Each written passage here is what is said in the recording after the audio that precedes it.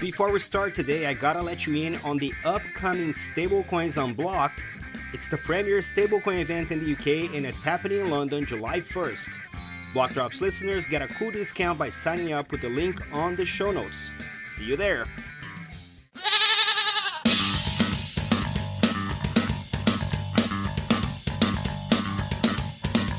In the 244th Block Talks, we speak with Nicki Sanders, Fractional CTO in crypto, to learn how to find humor during crypto's bear markets.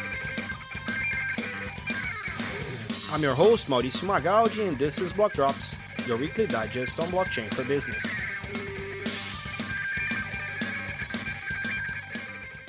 These news are not a form of endorsement, sponsorship, or encouragement for consumption, and are meant for educational purposes only. All right, everybody. I'm here again, and we'll tell you why again. I'm here with Nicki Sanders, who's going to tell us who she is and what she does with blockchain. Welcome back to Block Talks. Thank you, Mauricio. So happy to be back with you. It's been an adventurous few weeks. Yeah, but I'm really happy to be here. Cool.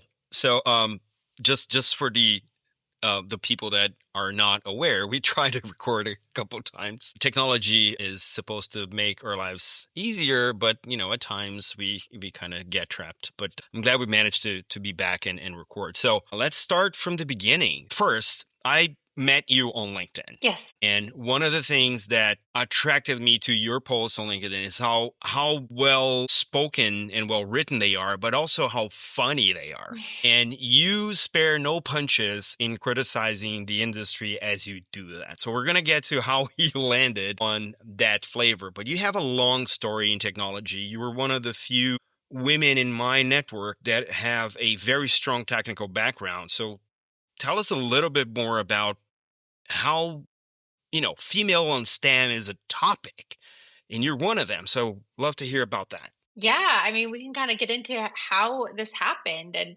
really, it's kind of been a crazy turn of events and just getting really lucky along the way. But I never intended to get into tech when I started college. Honestly, I was a music major for my first 2 years. And after doing that for a while, I realized really the only place to go with this kind of degree is to be a teacher.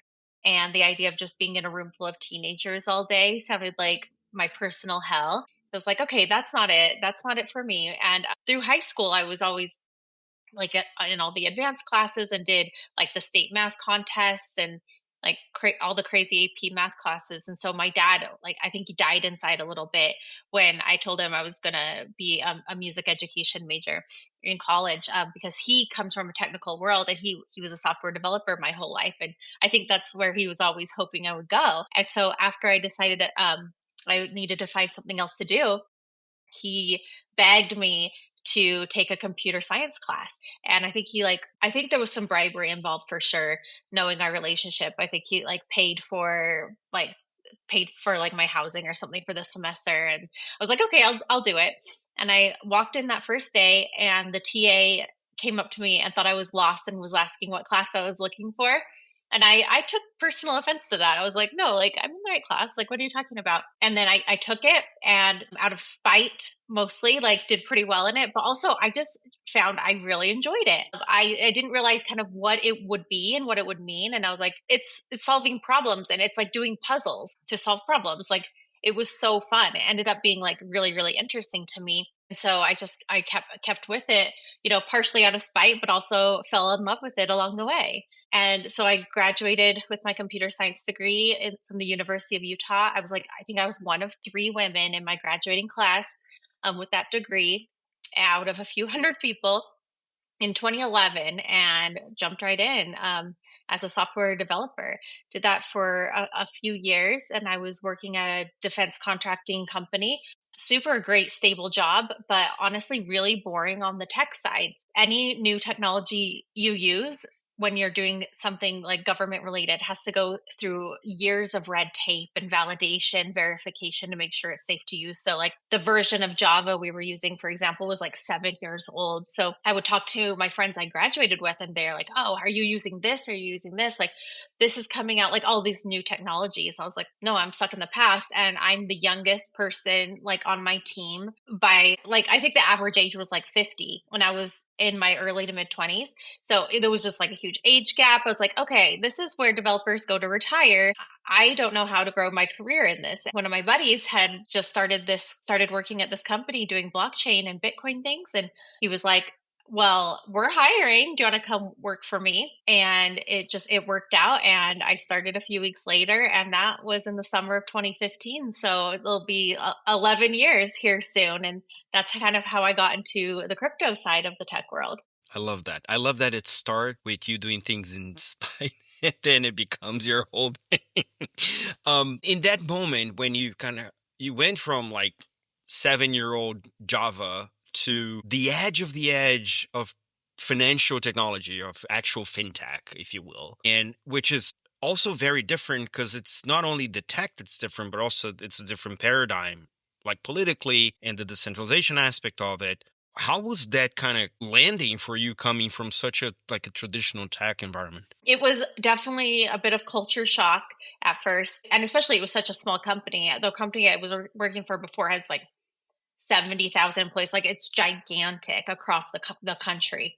And so then working for a little startup with like, I think I was employee number 5 for the little startup. And for more flavor on this, it was Overstock.com at the time got really into crypto like pretty early for like a publicly traded company, and the founder and CEO at the time, Patrick Byrne, was a really big fan of Bitcoin and realized that there were a lot of like financial applications for blockchain technology. And so he spun up this thing called, it was called like Medici Ventures, and one of the big venture companies under that umbrella was called T Zero. So I was employee number 5 of like that whole like Medici Ventures slash T Zero world. So I was working at this like startup, but inside of the Overstock.com umbrella, which was kind of a perfect transition from coming from like a gigantic company to still a big company. We had office space in their office, but we were in our own little corner doing our own thing, not working for the e-commerce site. So it was kind of like a perfect transition in, but still kind of, I mean, I showed up and they were like, this is what we're working on. I mean, they didn't have great structure of who's working on what with product managers and like Jira boards. It was very like kind of frantic, and every day was different where, Patrick could come in and he was like, hey, I had this conversation with this person at this company. What could we do with this? Let's do a POC. Like, so just a lot of quick pivots and but really it was fun. It was like you never knew quite what you were going to get. You learned really quickly, like not to take it personally if like the project you were working on with the code you wrote got thrown away. Some developers like have a really hard time with that, but for those who are really agile and like nimble with their development style and able to take kind of really vague requirements and make sense of them and create something. I learned how to do that really quickly and began to really thrive in that environment. And it was just so fun too, especially with the new technology, was everyone was learning, right? It wasn't like you could go online and find people who had been doing this for so long and there were like all these frameworks in place and all of these best practices. No, we were making those up as we went, for better or worse, and it was really exciting. Is this what keeps you in the industry? Because you've been around for a while. Um, we're witnessing this shape shifting moment from, what you just described to what a friend of mine described as the suit coiners, the people in suits I love who it. are Yeah. now flocking the industry. And I personally think there's space for everyone because it is permissionless and it will continue to be. It's self-sovereign. And there's a bunch of other stuff that is changing in terms of not only the dress code, but also the language, the regulation. How do what keeps you around in terms of being an active participant in the industry and building for whatever this can become? Yeah. I mean, part of it is all of the knowledge I've accumulated over the past 11 years, I found is extremely valuable. And so I can lean into that and take advantage of that and get paid for what I know, which has been just really fun to do. But also I've like deep friendships and, respect for people in the space keeps me around as well. Like I don't want to go work in a different industry where my friends aren't at. And then on that as well is the energy of the space. When I worked for that big defense contractor, it was a job. It's a day job. Like you clock in, you clock out, you don't think about it. Something I love about working in the crypto slash blockchain space is that it's more than just a job. People here are really passionate about it. And that's just so different. If you're going to spend all of your day doing something, you may as well be passionate about it and care about it beyond just your paycheck. And I don't know of any other industry where you get that, where it's like, yeah, people have jobs and we're working sometimes for companies and we're getting things done. But then we're also like researching things on the side, participating in things. We have our friend groups and we go to the conferences, and there's just an energy that you cannot be replicated. And I could never go back to a regular 9 to 5 after experiencing what life could be when you actually care about what you do. And also the intellectual freedom of just challenging the things that are Totally. and then trying to just subvert the subversion. I think that's where we are now. And I think that's keeps everything so fresh.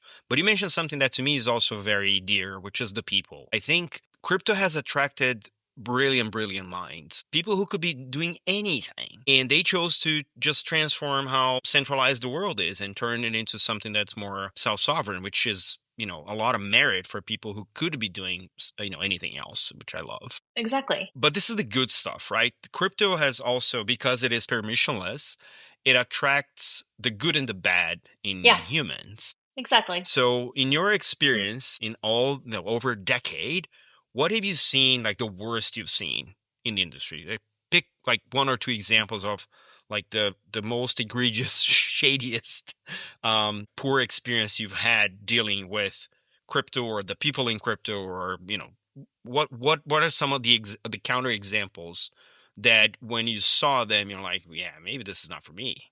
But then you thought about the other good stuff and then you kept around. Yeah. I mean, wherever there's a place to make money, there's going to be scammers. And so scammers have really found a way to thrive in this early, immature crypto space. I think as things go on and like things get tightened up, like processes get really decided, people like the tooling gets a little better, I think scams will go down.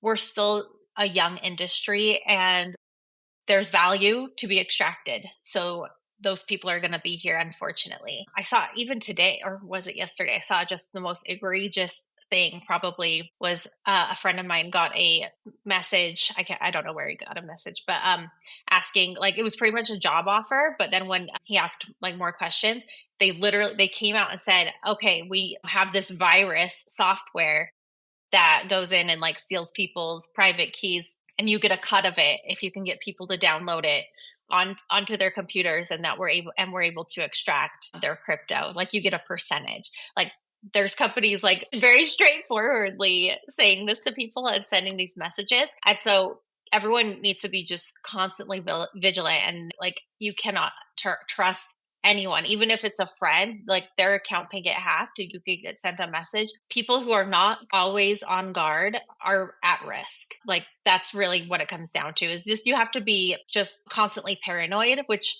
kind of sucks, like that we have to, but it's just the state of the world, and the state of crypto is like, do not download anything like that is not trusted. Like you just can't do it. So those scams kind of get to me at points, and especially because those are the things that make the headlines. And so then crypto gets this stigma of being crypto is for scams. And you're like, well, yeah, okay, there are scams in the crypto space. I would also counter that there are a lot of scams in the traditional finance space and cash. Like all of those things have people trying to extract value from other people. Crypto is just another mechanism for that to happen, that just gets really big headlines, which doesn't help us, which like that drives me crazy every time, because people outside of this space that don't know, like that's what they're seeing. They're not going out of their way to do extra research. They're seeing the headline, which big banks are paying a lot of money to make sure these headlines really hit a lot of people's inboxes and get a lot of eyeballs on them. Because of course they don't want crypto to succeed. See, I loved how you brought up the suit coiners, because as time is going on, I think they are kind of merging in that traditional finance is starting to adopt some blockchain technologies to run their systems, which in my opinion just makes logical sense, because it's just better technology and you should just use it. It doesn't matter what the name is. But that's a long way of saying, yes, there are scammers, and banks would rather have you put your money in your bank account instead of using stable coins outside of the traditional banking system. So we're going to hear about the scams. But so we as crypto people, we need to be so on top of it to not let these scams happen, and to work together to fight against these scammers. And that's really what gets to me. I love that you're bringing this, because it's so much easier to obfuscate these problems in a centralized architecture than it is on a decentralized architecture. So either TRM Labs or Chainalysis or Elliptic or all the data companies that are in Web3 now, they come up with their reports about, crypto fraud, we're tracking these wallets and this is what we're seeing, the flows this, the flows that. I get a lot of my non-crypto, I come from TradFi, talking, hey, this is just the place where scams go to thrive and things like that. I'm like, you know why you don't know about TradFi in the same fashion? Because you can't. You only get to know what gets caught and penalized. That's it. You don't see what's happening just because you can't. So because you don't get to say that the old-fashioned way is better because there's less. Yes. Because you can't tell that. Yeah. And you're probably hiding a lot. Right. It's not like they're going to self-report. Exactly. When? Exactly. No, we hear about it all the time. Like, there is scams that happen where people wire money to a scammer and then they can't get it back. Gift cards. We hear about these gift card scams all the time, where they prey on elderly people to go get gift cards. Does that mean gift cards are a scam? Like, I'll bring that example up a lot. I'm like, wait, so because there's scams on crypto, that means crypto's a scam. So because there's scams on gift cards, that means gift cards are a scam? Make it make sense. Like, it's just another tool. It's a value. It has value. People are going to find ways to exploit it. Even I remember there was like that magazine article of that lady who was like even like in charge of like, she was like a journalist about scams, and she got scammed into like handing off a box of like tens of thousands of dollars of cash to a scammer. Does that mean cash is a scam? No, like it's just a mechanism to transfer value. So there's scams everywhere, and scammers are going to be bad people who take advantage of others in any way that they can. And if crypto is a way, that's what they're going to do. Yeah. In the first wave of AI, that's what we're going to see as well. I mean, how many cases have you not heard of people who were tricked by a Zoom call of their bosses asking them to authorize a payment, and the payment, like, it's the same. Are you going to blame AI for all the malice? It's just not, right? So I'm with you there. There are other aspects of the industry that are countercultural or curious or wild in just the nature. And I think that's one of the things you do well in social media. You capture some of that zeitgeist and you puno punches in actually throwing the light on the things that need to be mocked or ridiculed. Where did you find that humor? Because, and I know you come from music, and musicians tend to have that kind of spice, but is that where it comes from? How do you, curate the stuff? Does it come naturally? Do you have a process? Because, I mean, if you don't make it in crypto, at least in crypto stand-up, I'm pretty sure you have a space. Should I be, start my own like crypto stand-up tour? That would be great. I feel like people respond to humor, and if presenting information in a humorous way is more likely to get people to listen to it. And just my personality has always just been a little snarky. I think like how I stayed with my computer science degree, like not purely out of spite, but started because as of spite. I've always leaned into that.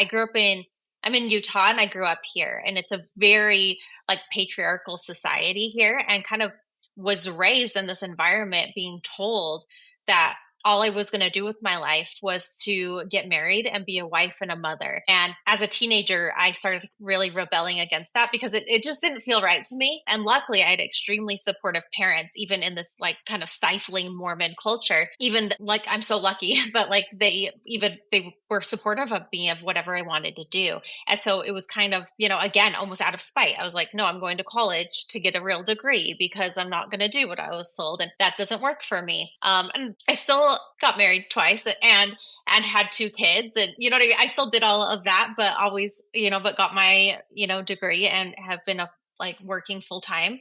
So I feel like my whole like existence has been about kind of pushing against social norms but doing it in a funny way because that's I think that's how I face things is like don't take it seriously, like it's not that deep. Make a joke about it because that's how I like to think about things. Because yeah, I don't like taking life too seriously. And then as I started doing that, I found, yeah, the posts with humor, you get people to think and you get way better responses than just trying to like throw information at people. Like people like kind of cut it off. But if you can like make fun of something, even if I agree with it, if you can make fun of something, people that pay attention and will think about it a little bit more. And I think that's kind of always behind all of my posts is like let's think about it. If you can't make fun of it because that ignites some part of you that's so uncomfortable, like maybe that's something you should examine. If something that you take seriously like cannot be mocked in your mind, like to me that's a red flag. And so we should be able to make fun of things and think of things in a light way. I really enjoy when your posts come across because I know I'm going to draw a cool laugh that day. Because I agree with you. I think life is hard enough. And if we take everything too seriously, then you're just bringing more of that burden onto yourself and laughing things off. I think it's a healthy way to cope into that. Yeah, it's probably the trauma, We'll talk to our therapist about it. I mean, we all knew a Chandler Bing in a Hmm. famous TV show. And I think I was having this discussion this morning with my daughter and I told her she did something and I made a face and she was like, what are you now, Chandler Bing? I'm like, yeah. I love being razzed by my kids. That's the I best. mean, they come out with personality. We just need to keep them alive, right? Dude, that's one thing I've learned with having with two is like after the first one, you think you know what you're doing. And then the second one comes and you're like, oh no, like you're still making this up as you go. And they just come as they come and you're just along for the ride. And you're like, we're just here. They're their own people. Yeah. I came up with this spectrum. I love one-liners, and me and my wife have been kind of playing around, what parenting is, and we came up with it's the spectrum between keeping them alive and not getting in the way. Yeah. Like it's kind Yeah. of parenting is like trying to manage those two things, No, you and it nailed changes it. over time. Right. You'll figure it out and you're like, cool, we're good. And then they change. They go through a growth Yeah, phase. Yeah. but yeah, but it is complicated, yes, but it's also that simple. Like if you as a parent can keep yourself within the spectrum of keeping them alive, not getting in the way, because it's going to change over time. Totally. I love that. Like they're toddlers, they fall down. You don't have to go run and help them all the time because then you're just getting in the way, right? But then if they're in a super high plane, you're not going to get them just take a You're tumble like, I need to keep because, you alive. Yeah. keep them alive. I feel that. That's great. That's a great one. Yeah. In that aspect, I mean, in treating things with humor, I think there's a lot of health or there's a healthy aspect of dealing with things. How do you keep yourself healthy? Because you work in the very technology of an industry that just doesn't stop. So, what is life like being in that position, but also keeping yourself healthy, both mentally and physically? Do you have a recipe? I mean, you're a mom of two, so there's a lot of plates there. So, what's the process like? Yeah. One thing I learned early on was, especially as like a working mother, is like, yes, you can have everything, but maybe not all at once. And I'll definitely like have weeks where, okay, I'm leaning more heavily on the work and career side. Other things I need to delegate out. Like delegation is the name of my game. And like on both sides of like, if I'm working a lot, I need help with like the kids and the dogs and the house. If I'm spending more time focusing on home stuff, I'm going to be delegating out the work stuff. I've just really found there's a balance that I have to really just um like enforce. Otherwise I go a little crazy. I am very lucky that I am able to balance a lot of things and can like switch tasks and manage a lot. I write everything down. Otherwise it doesn't get done. Everything's on my calendar and I have my constant living to-do list that I work through so nothing gets dropped. That's how I do that. And then on the health side, I've always think I just have great genetics that I don't have to work out a ton or try really hard to stay relatively in shape. Like, thank goodness. And then I just try to eat really healthy and not drink my calories has been my new one. I'm like all about, I always have like a bubbly with me because, yeah, zero sugar and drink lots of water. Try to get my steps in. I have two dogs. So they get me to get outside and go on walks and that helps. And then should be better at going to the gym. I go through definitely phases of like being a gym rat versus like maybe I'll go on a 30-minute walk and we'll call that my workout for the day. But and then yeah, luckily I think a lot of it's genetics and then luckily really enjoy eating lots of fruits and vegetables. So and then I've been on the huge on the protein lately, like proteins and everything, right? So it's kind of easy to get your protein in these days and then you just stay full. I don't know. I love that. Yeah. And looking more like broader into the industry, what's the one thing that you think we should fix now to keep growing, keep evolving, and not revisiting this in 20 years and say, oh, we didn't fix that one thing and now we never left. So is there just, I know there are plenty, and I know this may yield a non answer, which is also fine, but do you have one that is like, this bothers me, it needs to be fixed now? One thing that I'm going to probably piss people off with this one, but one thing that kind of bugs me sometimes is just the overabundance of new chain launches. I go back and forth. Sometimes I'm like, okay, where's the industry going to land? Are we going to have like one chain per use case and like everyone's going to have their own chain that they transact on and they do everything on and everything will just be bridged? The whole bridging system I feel like is a little funky and obviously hacks all the time and I feel like that is a really brittle part of our technology stack on the blockchain. But when there's so many chains launching and they throw so much marketing money behind it and they'll like get a bunch of KOLs to post about it and they'll do airdrops of their token and they'll push and push. And then after 6 months, nothing is actually built on the chain and there's no organic transactions happening and it dies. That I feel like looks terrible for us as an industry because again, I feel like that leans into the notion that we're an unserious industry and that we're scammers because then these like KOLs made off with a ton of money and there's nothing left and like there's just people left holding the bag who bought the token afterwards and it's gone to zero and a lot of VC funds were just burned and stuff like that. So that's something that I keep an eye on every time there's a new chain launch. I'm like, okay, why? Like I feel like there has to be a strong why and a strong like app developers behind it before it's launched. Like what is the use case? Who's building on it? Who's going to use it? Ideally, I feel like eventually we'll get to kind of a really like multi-chain ecosystem where whatever app you're using that is using blockchain technology, you won't even know what chain it's on. So it won't matter. Maybe everything will just be proprietary chains. But yeah, these big public chain launches that just fizzle out within the year, like really doesn't make us look good. I agree with you. Even though I am a chain builder, I agree with you. That's fair. But I think just to kind of echo your sentiment on it, there's also it is a multi-chain world. No question about it. The whole one chain to rule them all, it's just not going to happen for technical and economic reasons. But there's also this overarching tokenomics that became almost a science. It kind of is a science, but it was always about the token. Many of these new chains that have come out, they are a technical device for the establishment of a token economy. Right. It's all, that's all about the TGE. Exactly. And there was, I don't recall who wrote this, but there was a piece a few years ago that said the token is the product. And as a product person, I was really disturbed by the piece because the product is what solves a problem. It's not the thing, right? And being in crypto for these many years, I'm like, I may not agree with that. right? So what are we solving? Yeah, if the token is the product, I feel like it's a shitty product because like no one cares. What's the point? We're arriving at that because if there is PMF, product market fit, Mhm. then nobody cares about the tech. Exactly. I'll say this with so many projects that I help with is like the blockchain tech part should be an implementation detail.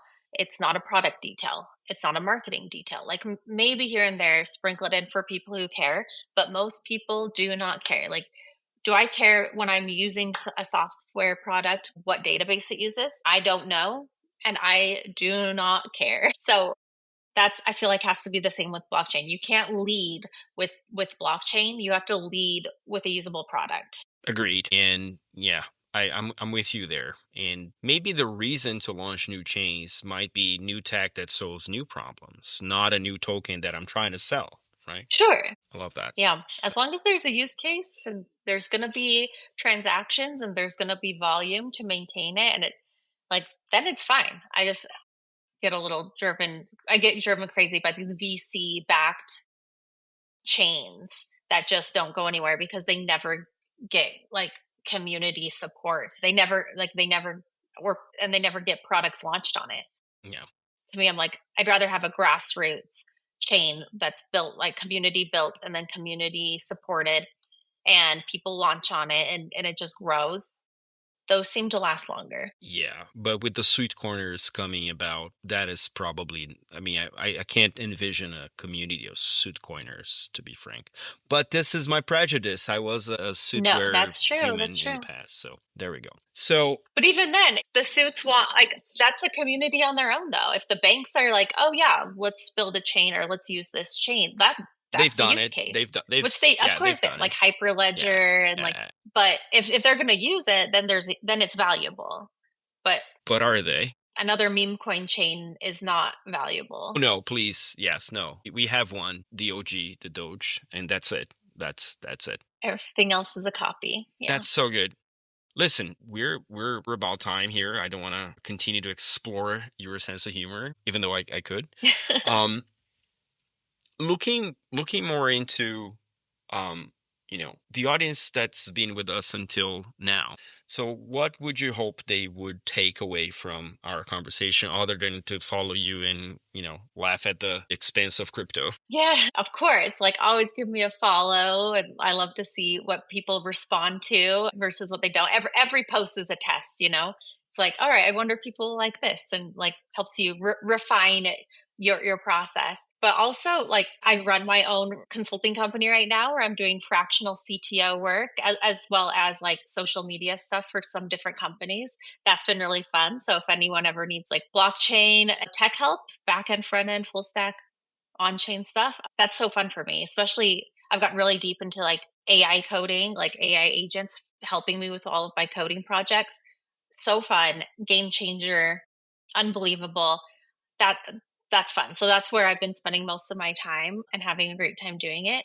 And also, I would just say this is a fun space to be. And like and anyone can join and can be welcome. And just, kind of maybe take a second look at like what money is and how it works in the world and like see if you want to have another option. And that's what crypto's for. Awesome. We'll have your socials and all your websites and all the good stuff on the show notes. Nikki, this was really, really fun. And I appreciate you taking the time twice, three times, four times to try and do this. Of course. We got it. We got it on tape. We Great got that. it. Oh, so looking forward to seeing you online, making fun of everything, and also maybe in real life at some point. You go to conferences, I go to conferences. Maybe we'll go to the same conference. We can only hope. That would be a delight. I can't wait for that. Thank you so much. Thanks, Mauricio.